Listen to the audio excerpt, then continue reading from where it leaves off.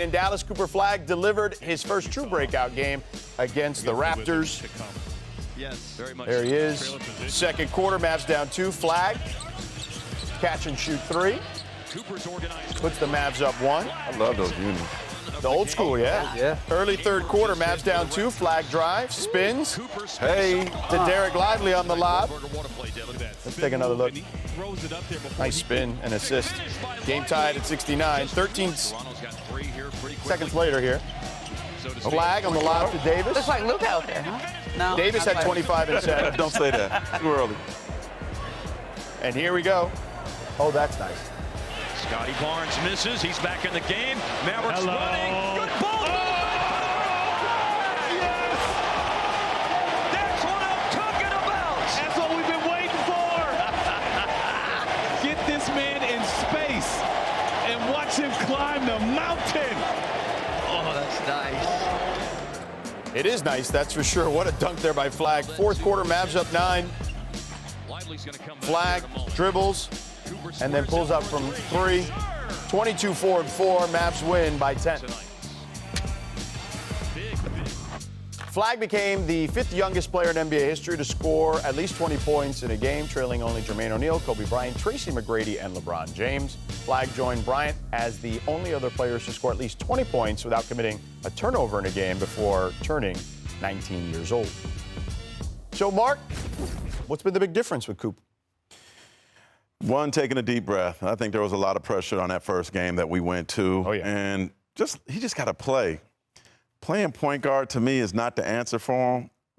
Jason, I get it. You use him more like Lamont Murray, how you use Lamont Murray at Cal. Like, let him be point forward instead of a point guard. And use D'Angelo Russell. We're seeing him a little bit more. But I kind of feel like with him at point guard, he's neutralized. You saw he only had 4 assists. Like, you got to let him be him. And the point guard position, especially as a rookie, is the hardest position to learn. He ain't J. Kidd in that regard, right? I want to see him go. I want to see him run. I want to see him dunk and just be more aggressive offensively. Yeah, look, I look at him, and I'm with you. I would imagine we probably all agree on the point guard stuff. It's a lot to put on his plate, but Jason Kidd believes he can handle it. Like, they want to see what he's got, Momo. I mean, that's what he did to Giannis when he had Giannis early in his career. I think it was Giannis' second season in Milwaukee. Put the ball in his hand and said, go, see what you can do. And I think you got to know your guy. You got to know how he's wired. And I think Giannis, Cooper Flagg, guys like that, they're wired to they're not going to lose confidence. You're not going to lose them because they go out there and struggle a little bit. They don't have rhythm in that position. You put them in that spot, they see where they need to go, and it's a great learning experience for them. Plus, I also think having D'Angelo Russell in a secondary role there, making him earn that spot at point guard. I think Jason Kidd had him in L.A. He knows what kind of player D'Angelo is, and it's good as a veteran to show him, hey, you're not just going to be handed this, you're going to have to earn it. And so clearly, D'Angelo Russell should be the point guard there. But I like that he put the ball in Cooper's hands early. Well, interestingly enough, though, we did talk to him about the Giannis experience, J. Kidd, and he was saying that, it took some time. Yeah. Like, there were times that they kind of took a break from it, though, that season and went back to it, in the second half of the season.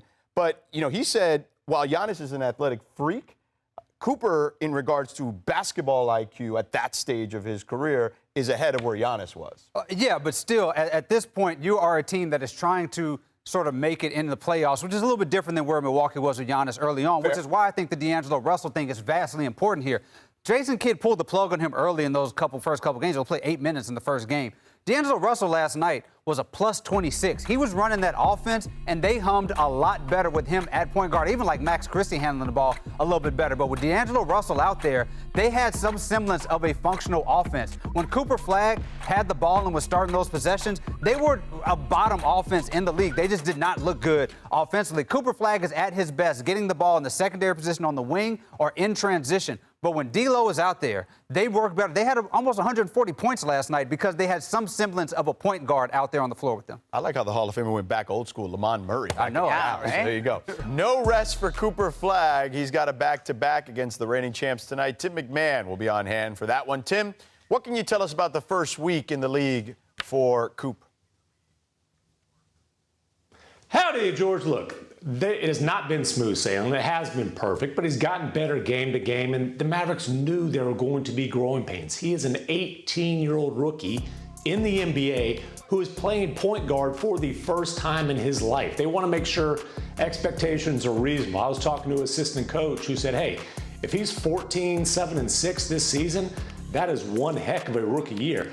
There's a lack of scoring, of ball handling, of creation on this team as long as Kyrie Irving is out. And that's really what makes it interesting. The Jason Kidd decided not to play D'Angelo Russell a whole lot in those first couple games. He was a DNP CD for the second half of the loss to the Wizards. Well, it gave D'Lo extended run last night, and in a big win for Nico Harrison, the guard that he brought in to fill that void, D'Angelo Russell, played a huge role in their win over the Raptors, and they're going to need that kind of performance from D'Angelo Russell to take a little bit of the pressure off of new point guard Cooper Flagg. All right, Tim, great stuff. We'll be watching tonight as they take on OKC. Appreciate it, man. Adios. There he is. Thanks, Tim. We're officially on to week 2 of the NBA season, so let's look back at the best plays from opening week with a little top of the top. Starting this off strong. Top opening week dunks. Zion with the and one on Wemby. He got him twice in that You know what? That counts double when you do it on Wemby. Right. Yeah. I mean, Wemby also got him like 4 times. He blocked him Still. 4 times in the first half. Still. But that's why. Good for Zion for trying. Here's Bazelis Get him in the dunk contest again. on Come Isaiah Stewart. He'll do better in the dunk contest. Yeah. He told me next time. I think he was kind of. Yeah, but he had the guts to nervous. go for it the first year, too. As a He'll rookie. be back. Out west, Jonathan Kuminga. Hey! Yo, Kuminga's balling right now. I was there for that, and we all stood up in our seats, man. JK doing his thing.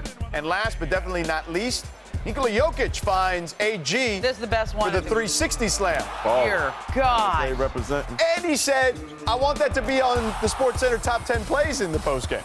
And it was. I'll add. The narrator says, oh, yes, it was. Next up, top opening week dimes. Watch the diary. Look at Mitchell here. Spin move, pass to Jalen Tyson. Okay. Let's go, Dom. Oh, no look. Next up, Trae Young. This is the Trae Young move here, the nutmeg.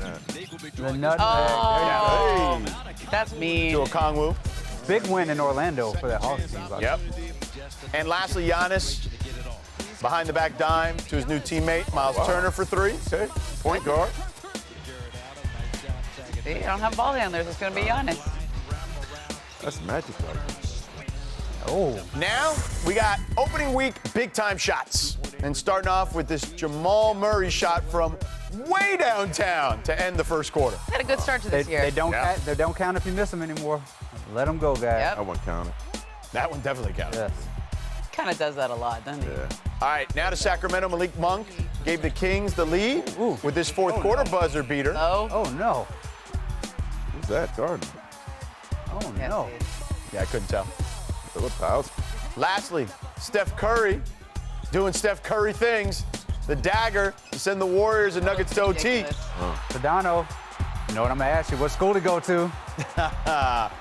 Maybe a school you went to? There you go. Davidson.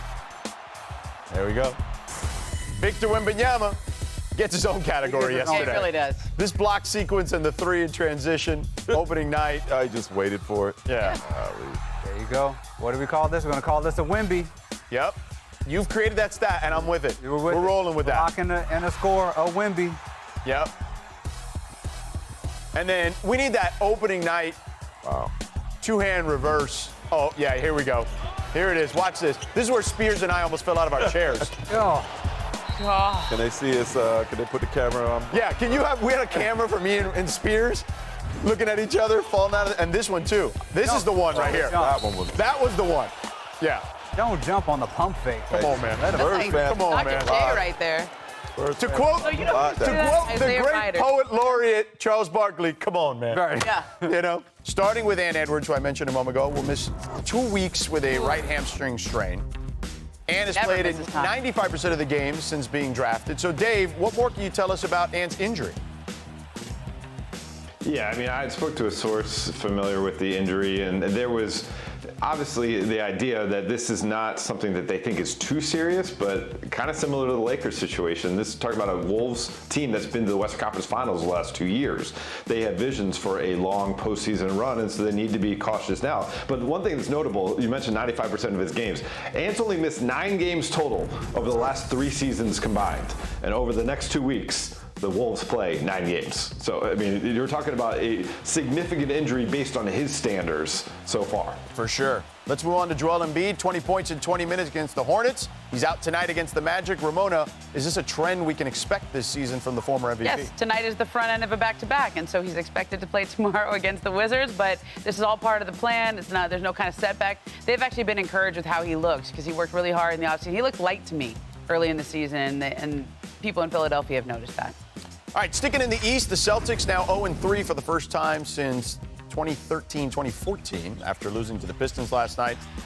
That was the first year after they traded Pierce and Garnett. David, will this Boston team continue trending downward? Okay, let's do good, bad, and ugly here with this Boston team. Good, Jaylen Brown is still playing really well. Bad, of course, that 0-3 start, but they played the Pistons and Knicks, 2 real legitimate contenders. That's right. And they played a 76ers team where Maxey went crazy. The ugly is the rebounding. Last couple games, the teams are getting about 50% of their rebounds off of missed shots. All right, so if that's good, bad, and ugly, what is this? Where would you classify this video that was all over social media, Jaylen Brown this weekend? Explain this to me. Okay, so look, you're trying to replace Tatum, right, in a lot of different ways. Scoring, clutch, and crispy hairlines, right? It's important to replace the crispy hairline that you're missing. You kind of get a little augmentation there. Everybody's been there. I've been in the barbershop chair, get a little help with the crispiness. Sometimes it kind of rubbed off on the defender. And it rubbed off on OG Anunoby. It's okay. It's okay. We've all been there.